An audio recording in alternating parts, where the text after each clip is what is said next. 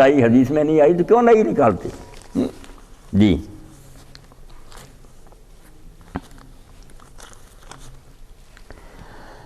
حضرت عثمان رضی اللہ عنہ کے قاتلوں کو سزا کیوں نہ دی گئی جبکہ اس وقت حکومت حضرت علی رضی اللہ عنہ کی؟ بہت اچھی بات ہے، یہی زہر پھیلایا ہوا نا، جو ہے ہر جگہ یہی کہہ رہا کہ علی، اس سے پتہ چلتا نا کہ پھر صاف کہہ دو کہ علی تو مجرم ہی تھا، وہ ان قاتلوں کے ساتھ ہی تھا، بات چھپاتے کیوں؟ اندر تمہارے جو خبث ہے اس کو ننگا کرو، پھر علی تمہارا کون سا خلیفہ اور وہ صحابی رسول کیا ہے جو قاتلوں کا ساتھی تھا؟ تو بات کیا تھی؟ حضرت عثمان رضی اللہ عنہ کے قاتل جو تھے نا ان کے بارے میں مسئلہ بہت پیچیدہ تھا، لوگ تو بیٹھے نا جیسے قاتل ہے سامنے مار دو اس کو، قاتل ایک نہیں تھا، وہ بغاوت ہوئی تھی، ہر علاقے میں لاکھوں لوگ تھے جو کھڑے ہو گئے تھے، بصرہ بھرا ہوا تھا، کوفہ مصر شام سارے تو حضرت عثمان کے خلاف اٹھ کھڑے ہوئے تھے۔ اگر اتنی سرسری بات ہوتی مدینہ میں مارا گیا، کربلا نہیں کہ جنگل ہے اور ایک بے اختیار آدمی خلیفہ ہے، 40,000 فوج ہے اس کے پاس مدینہ میں انصار اور مہاجرین کی، یہ جو کہتے ہیں حضرت حسین حق پر ہوتے صحابی نہ اٹھتے، اس وقت تو 5-10 سے زندہ بوڑھے، جب 40,000 مدینہ میں تھے انہوں نے کیوں نہیں بچایا اور کیوں جنازے میں نہیں گئے؟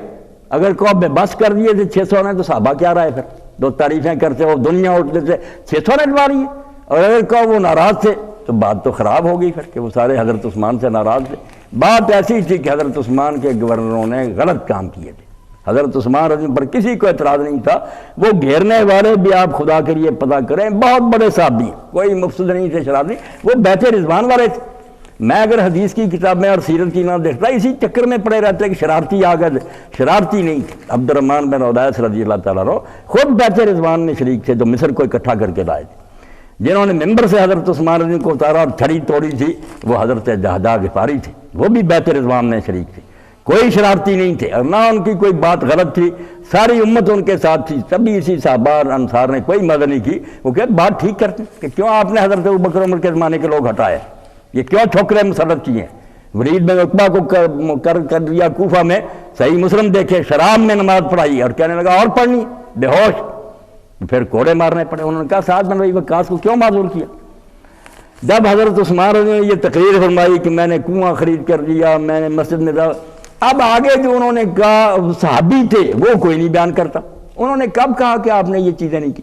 جواب میں انہوں نے کہا ہم مانتے ہیں کہ یہ سب کچھ آپ نے کیا ہے، مگر اس کا یہ معنی تھوڑی تھا کہ آپ حکومت کا نظام ان چھوکروں کے حوالے کر دیں۔ وہ پرانے صحابی کیوں ہٹائے؟ صرف ایک بات پر وہ ہوتے تھے کہ وہی لگاؤ جو ابوبکر، نہ کوئی سبائی نہ کوئی شرارتی، کچھ نہیں تھا، اسی لیے لوگوں نے آپ کی مدد نہ کی۔ اور قاتل جو تھے جب بغاوت ہوتی نا بیٹا، اب شریعت میں دو مسئلے ہیں کہ باغی بغاوت کے زمانے میں قتل کر دے، مال لوٹ لے، برباد کر دے، بغاوت چھوڑ دینے کے بعد جب وہ سرنڈر کر دے اس کے خلاف کوئی کیس نہیں ہوتا۔ مگر اس مسئلے کو علی سمجھتا تھا، لوگوں کو کیا سمجھائے؟ لوگوں کو تو یہ تھا قتل ہو گیا، قتل ہوا، قتل عام بندہ کرے کسی کو، میں آپ کو ماروں قصاص ہے، بغاوت ہو جائے، سارے صحابہ کا بغاوت کے دوران وہ لوگوں کے مال لوٹ لیں،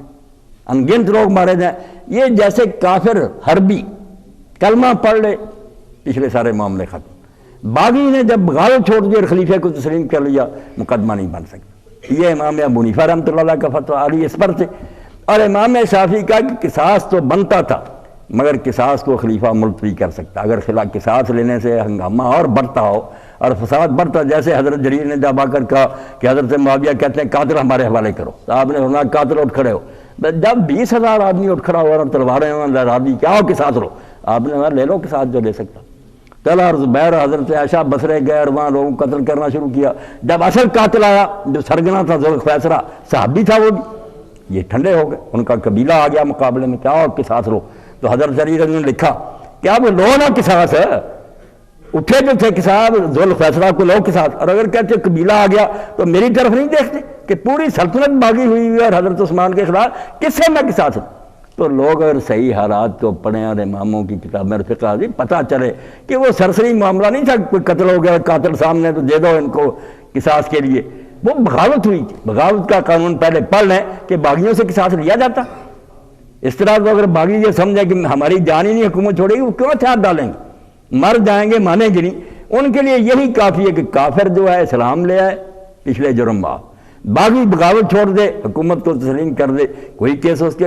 خلاف پٹ اپ نہیں ہوتا۔ یہ حدیث اور فقہ کتابیں پڑھاؤں گا، جب آپ تفصیل سے سمجھیں گے۔ یہ شوشے جو چھوڑے ہوئے ہیں نا، یہ زہر دماغوں سے نکالیں، خدا کے لیے حضرت علی چوتھا خلیفہ ہے، ہم اس کو اہل سنت اور اہل حدیث امام مانتے ہیں، خلیفہ بر اگر یہ شوشے رہے دماغوں میں کیا عزت ہوگی اس کی؟ یہی انہوں نے کیا محمود عباسی اور فیض عالم نے،